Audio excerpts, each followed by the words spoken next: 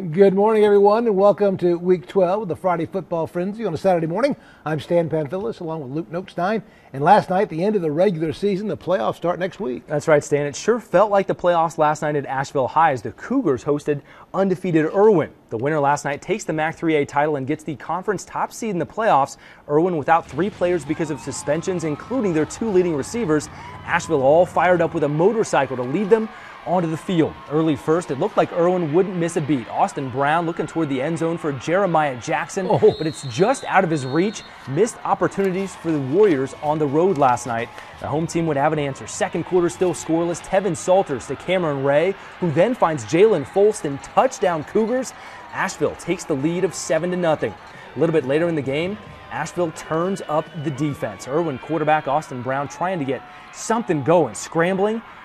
He's going to be hit hard by Asheville's Markevis Davis. Fumble scooped up by Fred Lindsay, and that would prove to be a big turning point of this ball game. It was 7-0 at halftime in the third quarter. Still 7-0. Tevin Salters hands it off to Jalen Folston, and what a job by the Cougars offensive line. A ton of space for Folston. 58 yards to the promised land, and Asheville increases their lead to 14-0. The Cougars weren't done. Later in the game, Tevin Salters hands off to Reggie Battle along the far sideline for another score. Asheville, a huge win last night. They win the conference as the Cougars beat Irwin 21-7. Franklin at Tuscola, Mountaineers had to win to secure their first title, WNCAC title in 3/8 since 2009. Franklin's Josh Brooks leads 21-6 at the half, but then Jeremiah Young hitting his end zone safety. Tuscola cuts it 21-8.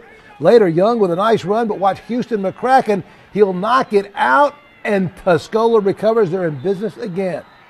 But on 4th and 5, they go for it. Max Schmidt tries to pass to Adam Chambers, but bang! He gets popped by Caleb Scott. That stops the drive and shakes a few cobwebs loose, too. In the 4th, Tuscola tries to go deep. Schmidt in for an injured Woody Cornwell, but picked off by Dalton Cochran. He fumbles it. He is tackled, but watch this as he fumbles it. Zane Fox picks it up alertly, makes a move, goes into the end zone for the touchdown. Franklin wins 27-8. They're perfect 11-0. It's all about 2 halves. It's about this football team persevering and finishing its 2nd undefeated season in 3 years. Proud of these Panthers. Feels great to be a conference champ. Couldn't be happier with our team. All right, Pisgah could secure the WNCAC 3A top seed with a win, hosting Brevard. Coach Brett Chappell's team goes up top early. McKinley Brown, perfect down the sidelines to Jesse Anderson, stumbles but goes in there, 7-0. A little jump out. Hey, that's pretty good. That's impressive. Later, Cody Riddle, I don't know how high he can jump, but he can run that ball at the middle. He just powers in there for the touchdown. 2-point conversion was no good, 13-0 favor of Pisgah, and a lot of push-ups tonight, believe me. This time, Brown again. What a beautiful touch he has on it. Strikes again. Anderson wide open. Pisgah roars 59-zip. Last night ended the regular season. Playoffs begin next week. We had a bunch of good matchups that meant something. Oh, absolutely. And Stan, it's always a premier matchup when Murphy and Swain meet up on the football field. As usual, they're battling for the Smoky Mountain Conference title. Lots of tradition in this rivalry. Murphy has 6 state titles in school history. Swain has 8 titles. Love it. Murphy's first possession last night as all these guys came out fired up. Dalton Kent at quarterback. And he is going to find Kenton Braswell, 31-yard touchdown run, 7-0 in the first quarter. A little bit later, Swain County with the ball. Ramius Smith hits Jordan Cody for an 11-yard strike. Tied it up at 7. Smith has 4 touchdown passes, goes over 4,000 career passing yards, second only to Heath Schuler. Later, Swain's kickoff to Murphy, recovered by the Maroon Devils on the 36-yard line. That was a big-time play. Ramius Smith, later in the game, will drop back and find Jordan Cody again for a 21-yard strike. After the missed PAT, it's 13-7 Swain. So then Murphy with the ball in the second quarter. Dalton Kent hands off to Kenton Braswell right up the middle. Nice block and 10-yard run for a score. 14-13 Murphy.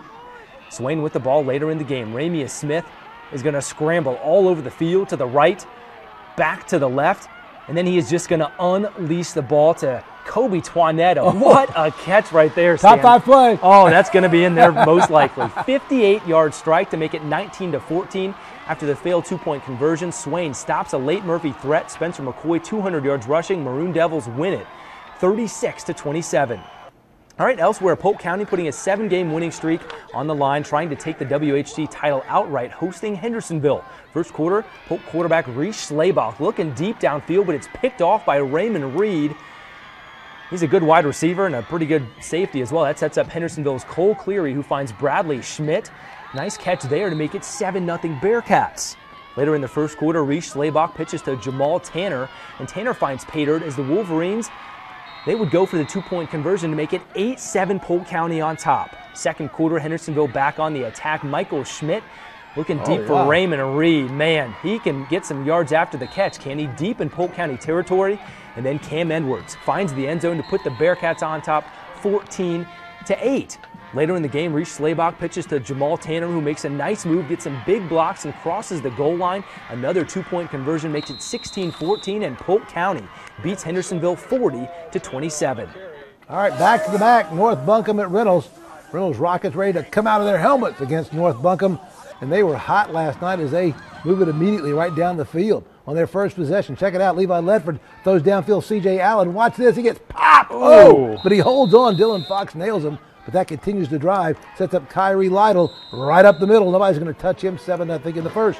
Now it's 14-0, second quarter. Reynolds moving again. Ledford fakes the handoff, keeps it, runs into a couple of guys, sprints outside, finds a seam. 32 yards later, he's in the end zone. Touchdown, 14-0. Rockets roll by a score of 49-7. Let's go to Inca. Jets played host to TC Roberson. First possession of the game for Inca. Tommy Holloway gets the call. Watch him. Couple of quick moves, quick feet, gets it outside. First down for the Jets. On the next play, Inca decides to go inside to Cody Clark right up the middle. Breaks free. There's a touchdown, 6-0 Jets.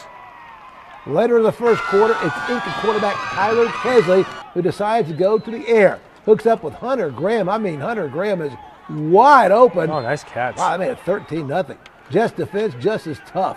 Roberson quarterback Reggie Pinner feels the pressure, tries to find a receiver, but watch Justin Shelmadine picks him off. Inca with the upset. They beat Roberson 16-6. Wow. A pair of teams each looking for win number 1 on the season. East and West Henderson, both 0-10 entering this game. Let's go to the third quarter. Aaron Moody is going to find Nikeen Brooks to pick up some good yardage and move the chains.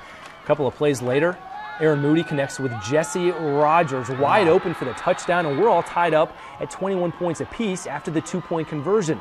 Later in the fourth, West trying to take the lead, but the 35-yard field goal goes just wide, but West Henderson would eventually score later in this game as West beats East Henderson last night 28-21.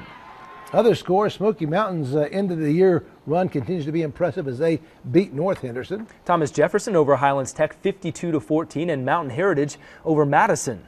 All right, NCI SAA playoffs first round. Christ School wins 38-8. Ellis Pace 266 yards on 32 carries.